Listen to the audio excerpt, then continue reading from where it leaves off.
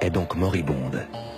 Mais pour autant, n'y a-t-il plus de réseau à l'œuvre dans la relation entre la France et ses anciennes colonies? Pas si simple. Le 31 octobre 2009, François Stéphanie se rend au Gabon en avion privé. Il est le grand maître de la GLNF, la Grande Loge Nationale Française, une des deux plus importantes obédiences maçonniques françaises avec le Grand Orient.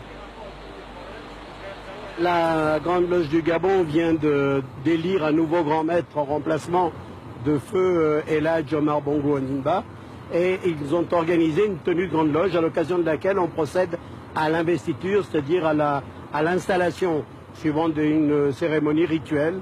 Et c'est la Grande Loge nationale française, en tant que loge mère de la Grande Loge du Gabon, qui a le privilège d'installer ce nouveau grand maître. C'est pour ça que j'y vais avec mes officiers installateurs.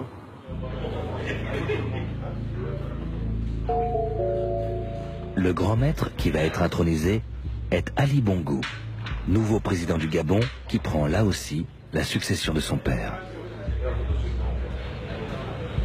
Dans la plupart des anciennes colonies françaises d'Afrique noire, les chefs d'État sont francs-maçons.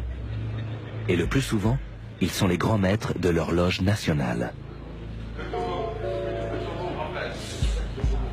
Avec son ésotérisme, ses rites désuets et sa manie du secret, la franc-maçonnerie facilite les liens discrets et directs entre frères africains et français, tous recrutés dans les sphères du pouvoir politique et économique.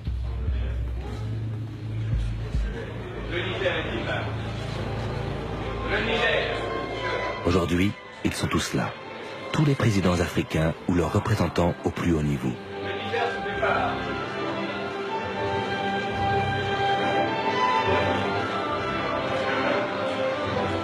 Quelques jours après cette cérémonie, c'est un rassemblement mondial de la franc-maçonnerie qui devait se tenir au Gabon, avec une forte présence des Américains. Et il n'y a pas encore de Chinois francs-maçons.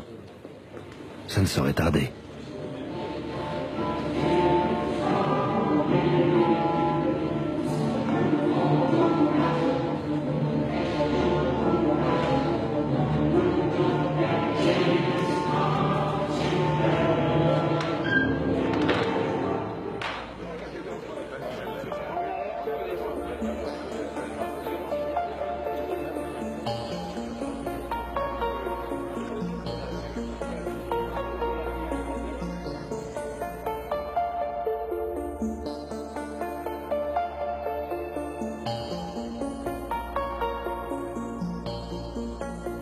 La France-Afrique, ce système de relations complexes entre la France et l'Afrique, créé par le général de Gaulle, s'est effondré. Certes, des réseaux de connivence secrète perdurent.